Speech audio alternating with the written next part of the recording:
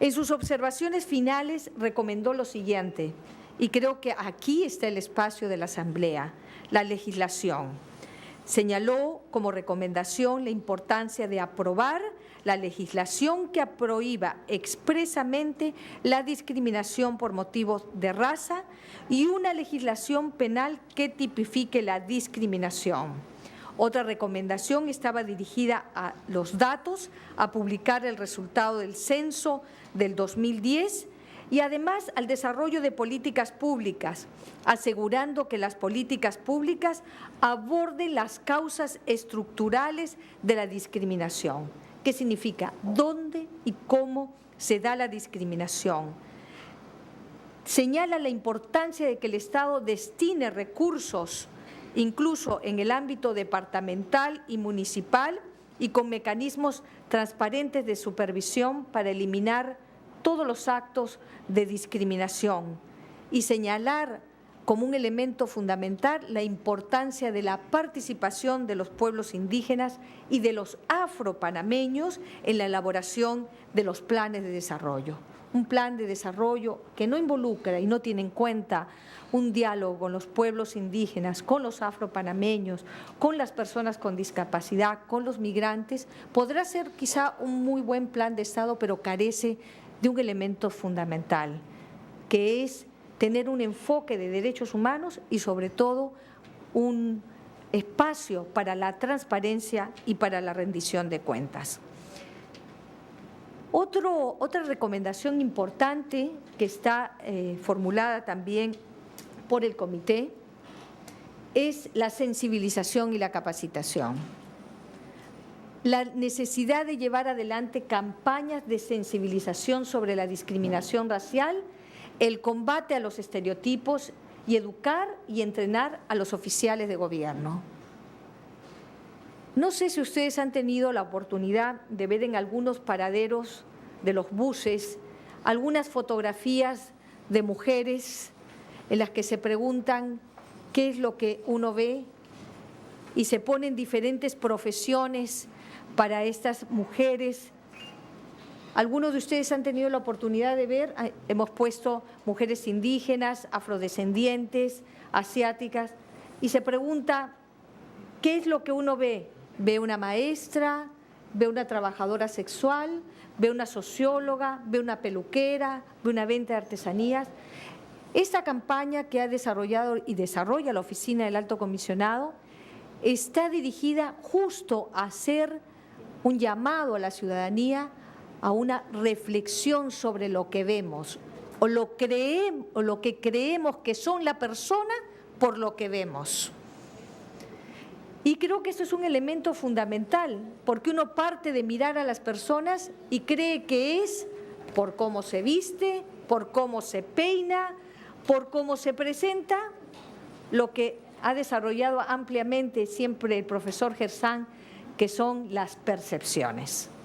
Por lo tanto, aquí el tema de la sensibilización y la capacitación parte por reconocer en todos los espacios si existe o no existe la discriminación, cómo abordar la discriminación desde nuestros espacios en el desarrollo de la vida pública como funcionarios públicos y cómo también en nuestras actitudes tratamos de manera diferente basado en esos prejuicios y estereotipos. Por eso la capacitación y el espacio que nos brinda hoy día la Asamblea en conjunto con la Defensoría la consideramos de la mayor importancia, porque si no tomamos conciencia de que sí hay discriminación, que sí hay diferentes expresiones de discriminación, tanto como causa y como efecto, poco podremos hacer para emprender medidas de prevención reales, políticas públicas efectivas y, por último, lograr lo que es una aspiración y una obligación del Estado panameño de tipificar la discriminación racial. Hay muchas serie de recomendaciones, no quiero tomar más tiempo, pero sí quería referirme al examen periódico universal.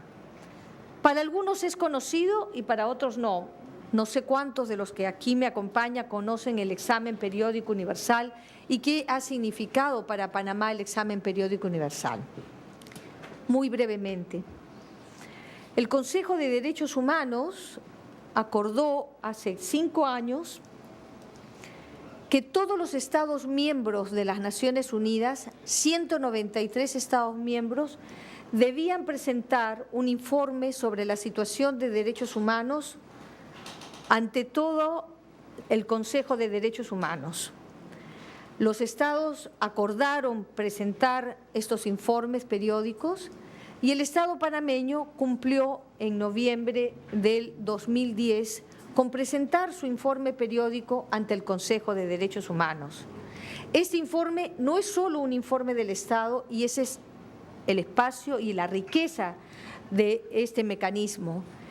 El informe del Estado va acompañado también de un informe de Naciones Unidas y de un informe de las organizaciones de la sociedad civil respecto a cómo ven que el Estado, o los Estados, en este caso el Estado panameño, cumple con sus obligaciones internacionales en materia de promoción, protección y garantía de los derechos humanos.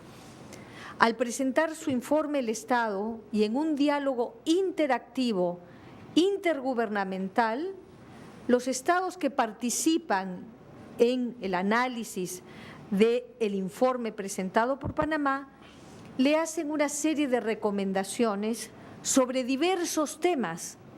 Muchos de estos han versado sobre el tema de la discriminación racial, entre otros.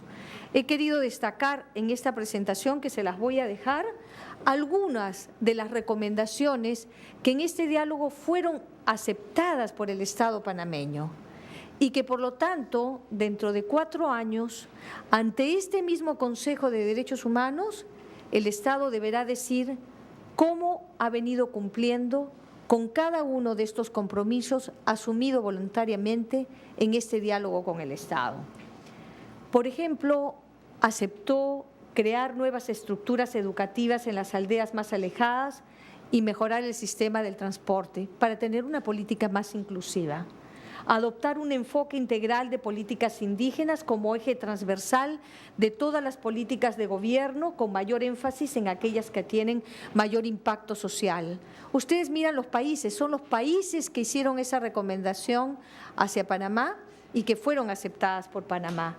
Aplicar plenamente las normas vigentes en materia de educación a los pueblos indígenas mediante la elaboración de planes de estudio que tengan en cuenta la lengua, la historia, el arte y la filosofía de los pueblos indígenas. Continuar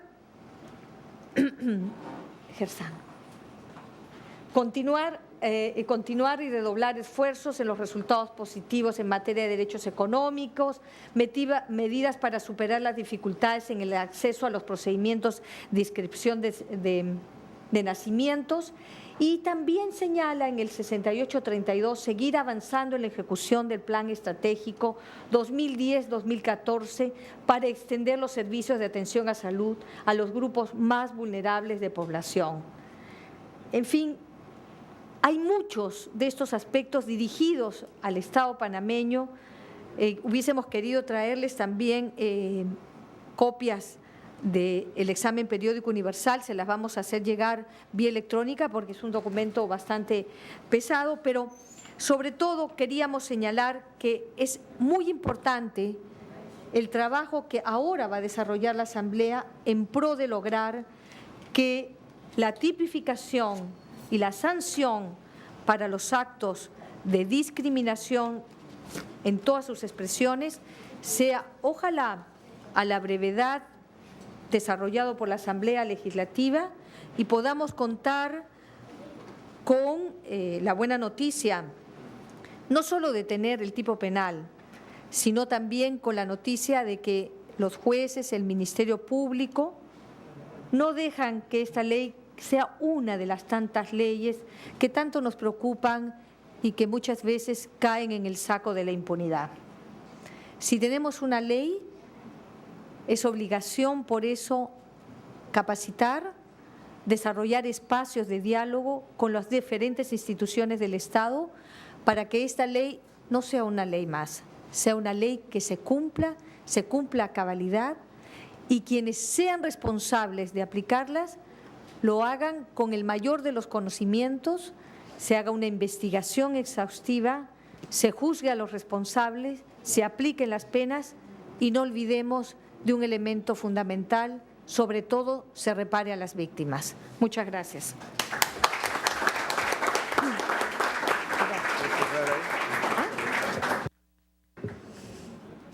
Gracias, doctora Carmen Rosa Villa Quintana.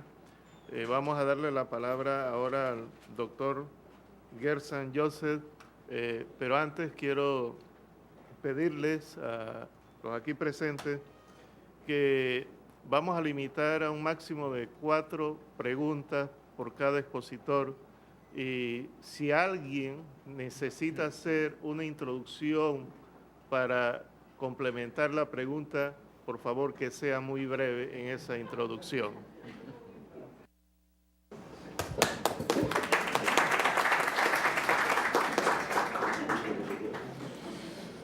Bueno, ante todo, muy buenos días. Quiero dar las gracias a la Asamblea de Diputados, a la Comisión de Estudios dirigida por la licenciada Marisol, al licenciado también que dirige parte de los abogados, a la Defensoría del Pueblo y efectivamente al Alto Comisionado. Estas oportunidades, es la segunda vez que tengo la oportunidad de estar aquí en los llamados Viernes Académicos. Hace aproximadamente el año 2000, con el difunto Eligio Salas, tuvimos la oportunidad de estar acá participando con ustedes.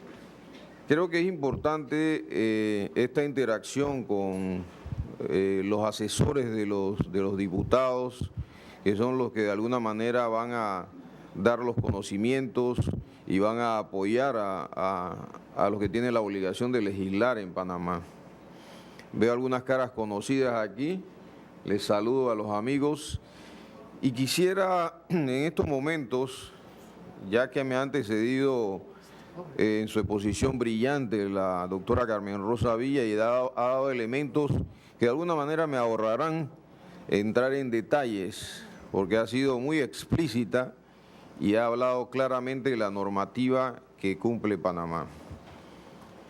El tema de la discriminación y el perfilamiento racial que abordamos en esta exposición es un tema que de alguna manera en Panamá muchas veces pasa solapado, es decir, se habla de que Panamá es un crisol de razas, no obstante, la discriminación es de alguna manera invisibilizada. ¿Y por qué digo esto, señores? Mayoritariamente nuestra población es una población conformada por población afro-panameña e indígenas. Sin embargo, en muchos casos, por el tema cultural, social e ideológico, nuestra población se aleja tanto de su negritud como de su componente antecedente indígena.